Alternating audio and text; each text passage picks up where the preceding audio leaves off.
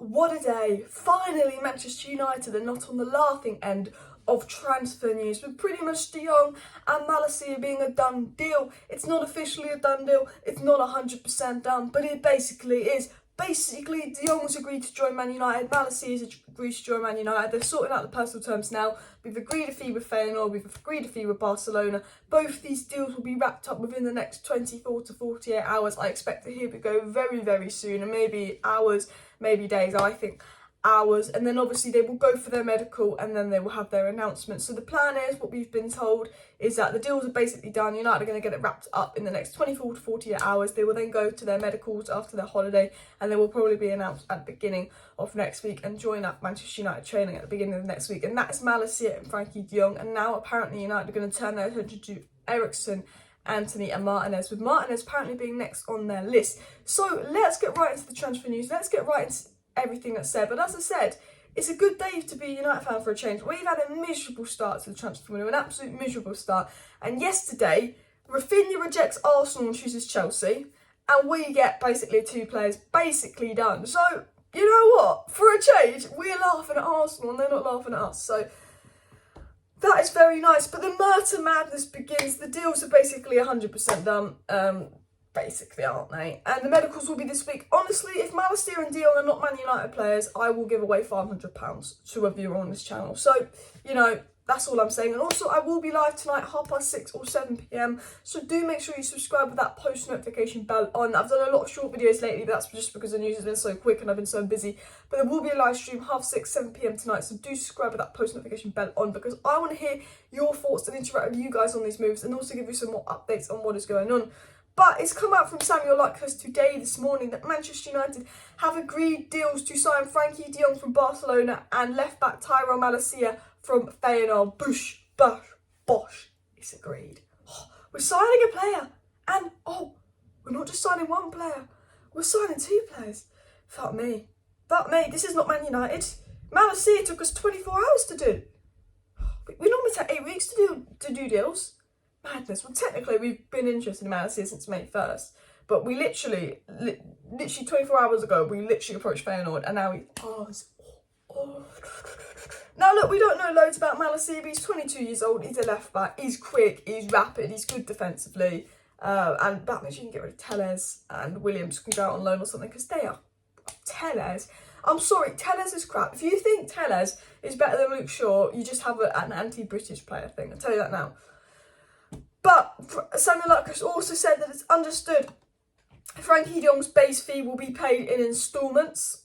That's good business from United. Maybe 8 weeks was worthwhile. It really wasn't, but we'll just say, you know, if we got them to lower their price, and then we've got them to allow us to pay it in instalments, maybe the 8 weeks is utter madness, as we say as well.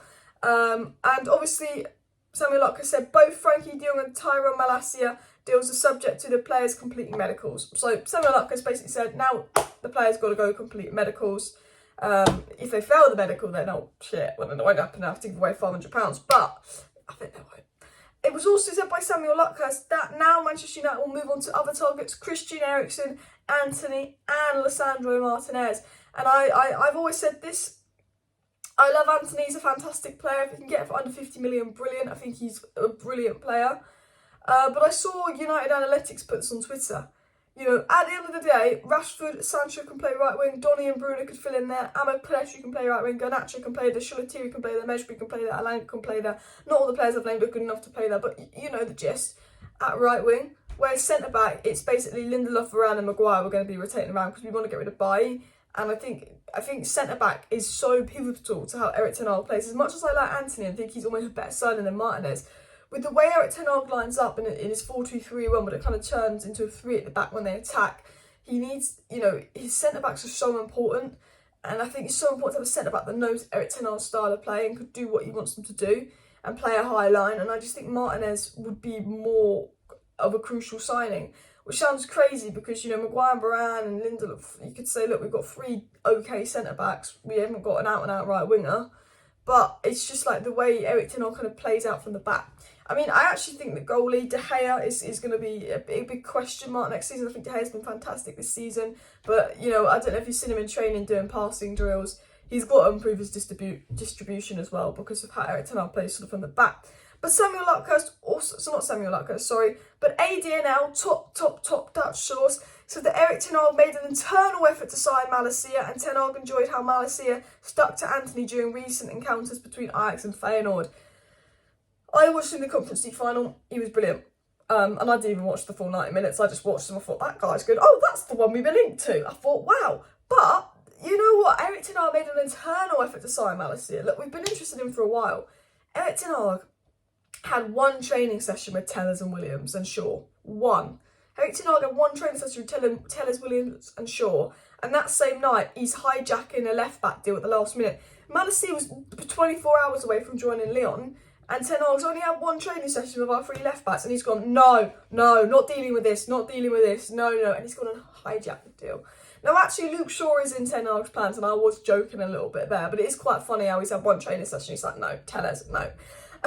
But we've known for a while, there's been reports coming out for a while, he does not rate Tellers. He was complaining how crap Tellers was apparently at the Crystal Palace game. Apparently, I don't know if this is true, this is just what journalists say. I ain't a journalist, I don't know anything, I'm just reading what they say. But, Malacia, good deal. It was also said from ADNL via Sport Witness that Tyrell Malacia saying yes to Man United is like a formality. It was his dream to play in the Premier League. And this is a big thing for me, because I think we've signed players in the past that don't really want to come to United, they're only coming for the wages, and that's how you get your dressing room problems and your attitude problems. But if you're signing players that don't have big egos, where United to step up in their career, and they're not a massive name yet, they're going to come to United to become a massive name, I don't think you get problems with egos and all of that. And, and I think that's good for the dressing room, having players that are just honoured to play for United and honoured to put on that shirt, and they'll try their best. And another thing I like about Tyrell Malacia is he covered the 6th most distance in the Eredivisie last season, showing his fitness levels. We need more fitness. We couldn't press. We're really unfit, this team. We've got a player that's incredibly fit as well.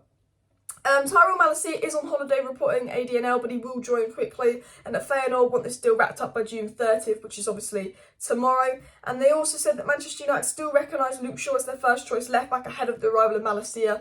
But we know what Malacia's mentality is like. We know what kind of player Malacia is like. I'm sure that he'll be pushing Luke Shaw for that starting spot. And you might get the best out of Luke Shaw. And at the end of the day, we want to get rid of Wan-Bissaka. Maybe we'll just play one of our left backs at right backs or something as well.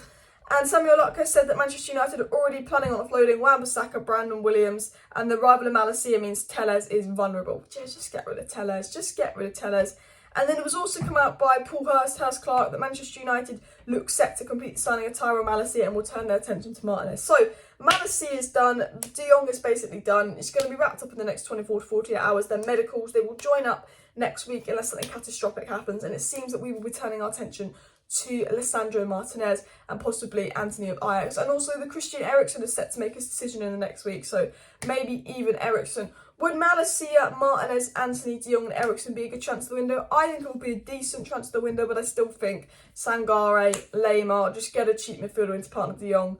But I don't think we will, because we've got enough of the Scott McTominay, we wouldn't sell him. So, I don't know, maybe De Jong's going to be playing deep. But let me know your thoughts. Smash a like, smash subscribe. And remember, guys, I am live tonight with a bonus live stream to talk to you guys. So see you then. Bye.